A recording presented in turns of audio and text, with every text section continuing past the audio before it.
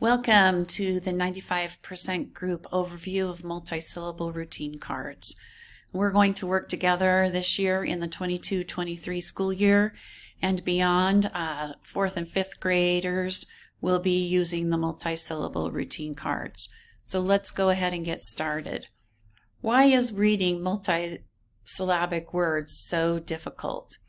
There are many combinations of the syllable types. Even though there are 6 syllable types, there are so many possible combinations that students can get confused.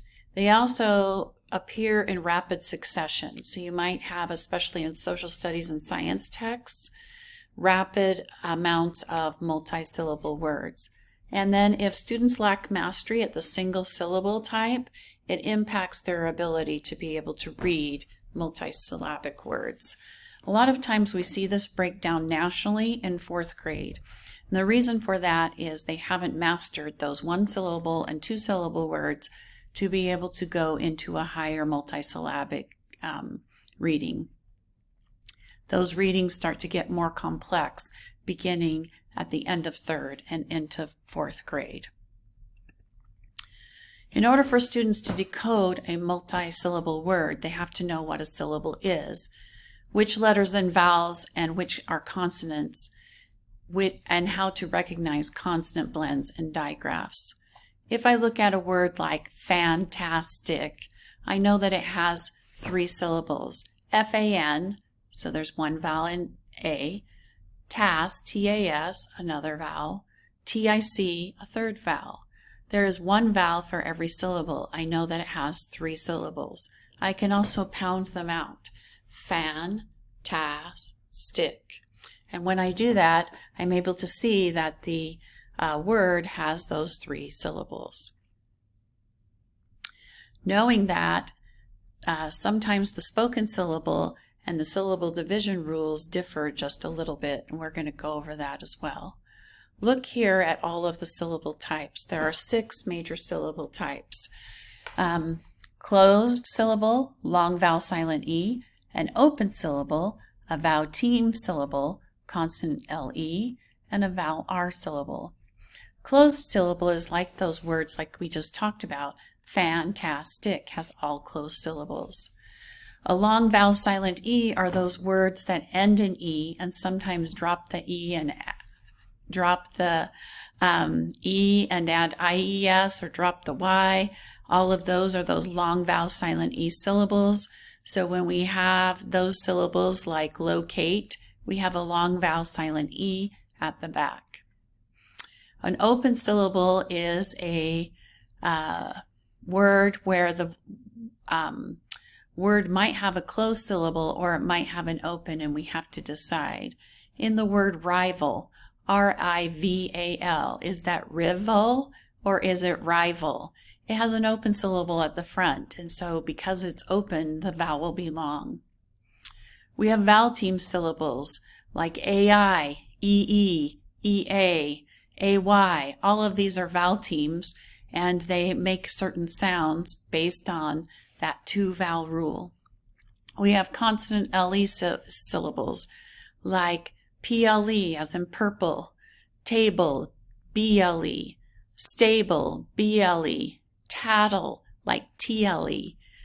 And we also have controlled R or the vowel R syllables like car, star, stir. All of these are the vowel R syllables.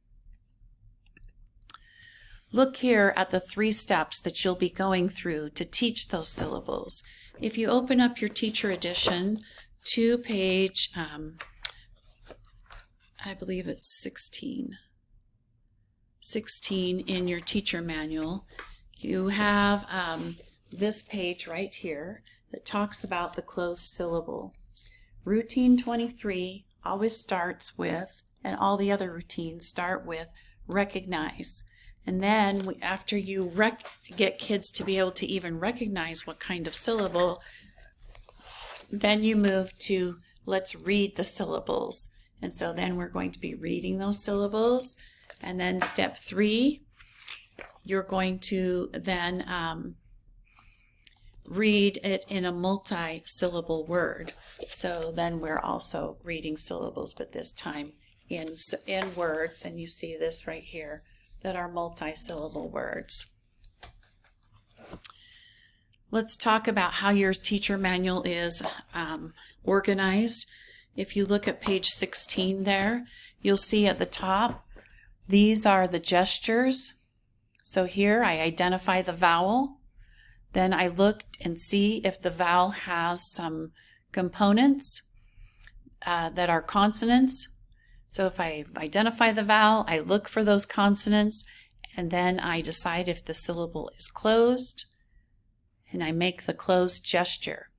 Here, these place cards are for word sorts, and what we do is the syllable is closed, the syllable is not closed, and those are the gestures that the students do. Here's the teacher script. Here are the non-examples, and they have that in the syllable list here that you would use. So for instance, you might display CHOG, C-H-O-G. That would go under the closed syllable. And you wouldn't tell the kids the word, you would just say, here's a word. Look at the syllable, look at the consonants. Now after you see the consonants, is this a closed syllable? Closed, or is it not a closed syllable? And so they would be giving you that hand motion. Here is the next part. You have two we do's because this is an explicit instruction model. So here we have a we do with accuracy, and here we have a we do with fluency. The next step is the you do, and then students try that on their own independently in the student handout. And then here are some gestures and non-examples that you'll need to know to get kids underway. The yellow bar talks about what kids should be able to do to have mastery before you move on from this closed syllable type. So you teach the closed syllable. The pattern is for a closed syllable, one vowel followed by one or more consonants, the syllable is closed. If it doesn't match that rule, the syllable is not closed. Therefore, the vowel may not be short. So then we move, and you can turn your page now to page 18. We move to on page 17, we go to the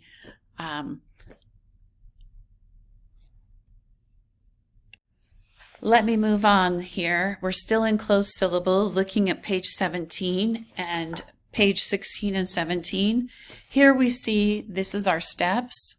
As a teacher, I would read this I do, and then I also have some supports that what if it's a non-example, I also have the supports to be able to say there are two vowels, so this vowel cannot be closed. So I'm doing the not closed. Here I have the vowel silent E, so the symbol is like this, and that also is not a closed syllable. Here I have a vowel that is open. It is not followed by one or more consonants. Therefore, it is not a closed syllable. Let's look at the top of page 17. Here we see the we do levels. We see we do level 1 right here, and we see we do level 2 right here. What is the difference between these two we do's? Because in an explicit model now we're cycling back and forth between the two we do's. The first one is to develop skills and get kids really accurate at what they're doing. So I'm giving a lot of scaffolds with a lot of script. Notice that some of the script then disappears in level 2. Here I'm looking for fluency. So in the first one I might be saying in a word like fantastic, or the word fan, I would say, here, what is the vowel? And they would pretend point. Then I would say, is it followed by one or more consonants? And if the answer is yes, then they would choose closed. I'm leading them through that, whereas I might show a word like fan, and now I look at them and I say, identify the vowel, and what is it? I might show a word like kib, identify the vowel, what is it? And maybe I just go ahead and show a word like gig, and I'm showing that on my card, and then I say, and what kind of syllable? And so I'm moving that from a more scaffold approach to a lesser scaffold approach, getting kids to be able to quickly identify those pieces.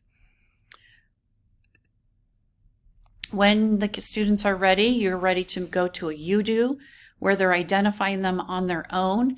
And here is a sample handout. You have these handouts in your online portal, which you're explained about the online portal in your in the exploration tab that you'll see in the Canvas course. It will tell you how to get in there. Step 2 is then, if you turn your page, and now you're on pages 18 and 19, now we're into read the syllables, and I can see that here at the top. So I'm reading the syllables. So I ask, first, is this syllable here, is it closed or not closed? So if it's closed, I say, what's the sound? They should be pointing. Ah. What's the syllable now? Read it. Flas. So the next one, is the syllable closed? And the answer for the next one is no. So we don't read it. Is the syllable closed on the third one? Yes. It's closed. So they're doing their fist. Then is the, what is the vowel sound? And they would say I, read the word, kib. So they're always doing what's called vowel first reading, where they identify the vowel and if it's going to be short or if it's going to be a long sound, or even a schwa or any other sound combination. They're going to be putting that together. So the next one here, I identify what is the syllable open or closed? And it is not closed. Therefore, we don't read that syllable. Okay. When there are two consonants followed between two vowels, right here, now we're into a multisyllable and we're going to read these words. Then we divide the syllable between the two consonants. So here I see a word, and remember, I don't tell them the word. I look at them to find the vowel, and there should be pointing at the I and the U. Is it followed by one or more consonants? Yes. The first syllable, then, is it a closed syllable? Yes. The vowel. What is the vowel? I. What is the syllable? Tin. And same with the next one. You'd go through that process, read the word, tin cup. And then they would go through all of these. So here, find the vowel. Is the vowel followed by one or more consonants? If the answer is yes, divide it between the two consonants. Okay, read the syllable. What's the vowel sound? I. Read the syllable. Thid. What's this syllable? Look to see if it has one or more consonants following. Is it closed? The answer is yes, it's closed. What's the vowel? Read the word. Mut. Read the whole word. Thidmut. And so here you're going through that script to be able to read all of those. Pick one of these words, pause this video, write it on a little piece of paper, and try that script. If you need hints for the script, then you would go ahead and use page 17, the We Do Accuracy script that's right there for you. Okay, and we're back. We need to call some attention to blends and digraphs. So when a student sees a blend or a digraph, they need to know that consonant blends and digraphs are not separated. So for instance, in the word blacksmith, we have the CK and the SM. Those are going to stay together, so we wouldn't divide it. We wouldn't say blacksmith. It's not blacksmith, it's blacksmith. The S stays with it. The digraph of CK and the SM stay together. So the word is dividing between the K and the S. You ask the students any other digraphs or blends that would stay together. And some of those would be like SL, ND, because blends can be at the back of a word or at the front of a word. TH is a digraph because it says one sound for two or more letters, so th or th for TH. SH is a digraph. Sh. Those are all different types of digraphs that will stay together. So let's look here at how do you do this kind of closed syllable division. Here we have EPTHIM. Do you see a digraph there? If you said yes, you should have picked out the TH right here. Because I know that the TH is going to stay together, I know that my syllable will be divided between the TH and between the EP and the TH. So now if I decode this word, that word is epthym. Epthym. If I look here at this word here, I identify that this is a closed syllable.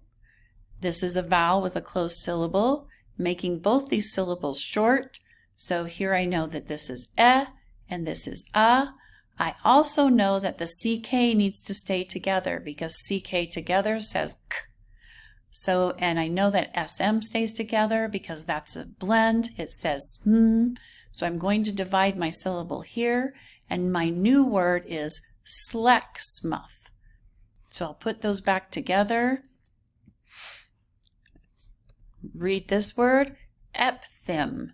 With me, slexmuth. And that's how you would help kids with those words. You may be wondering, why do we use pseudo words when teaching these routines? By the time kids get to 4th and 5th grade, some students are memorizing. And when they memorize, they do not know the code. You're teaching them the code by using words that they don't know. And so you get to the real words, and when you get there, this structure helps them to be able to decode big, long words that they'll be seeing in their social studies, math, and science texts, and nonfiction texts. So here is a closed syllable. These are real words, and here we see where that VCCE might come in. VCCE, I meant to say, yes, VCCV. Sorry, I think I got lost in all my V's and my C's, so thanks for laughing with me today. Here's an example of what that might look like. So you should divide those. Admit, short because of that closed syllable. Basket, rustic, picnic. Hopefully you divided those like that.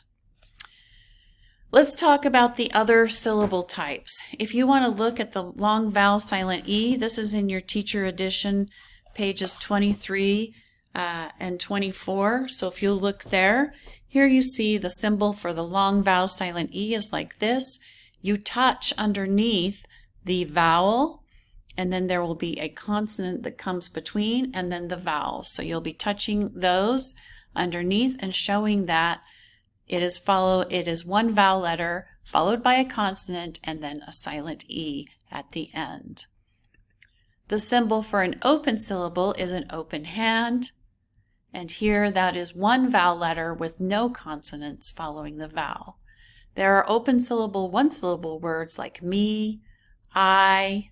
Those words are open syllable, one syllable words. A lot of prefixes like re, die, by are all open one syllable pieces, and those are prefixes that your kids are seeing. Vowel teams. You teach the vowel team with this gesture, and that's the 2 fingers. So the vowel pattern for the vowel team is 2 vowel letters that are side by side, hence why the gesture of looking this way is used, not like this. So make sure that those are together. We also have a consonant LE, and that's done with a box because that is what's called also the stable syllable. This is the pattern for a consonant that has an LE and is any consonant in the letter plus that L, and then the vowel E follows it. And so table, purple, tattle, almost any consonant, razzle, you can have the Z in there even. Those are all the consonant LE.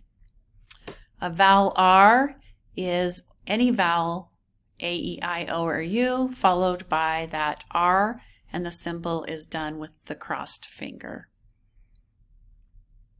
So in your Canvas course, there is a sheet that looks like this.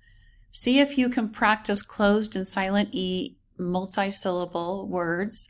Look for the closed syllable, silent E, and open vowel teams. Look and see if you can put all of those and write or put those together in this activity. And you can just do this even talking it through on a whiteboard or however you would like to do that. So I hope you've enjoyed this video explaining the MSRC and that you'll continue on the Canvas course and gain greater understanding. See ya.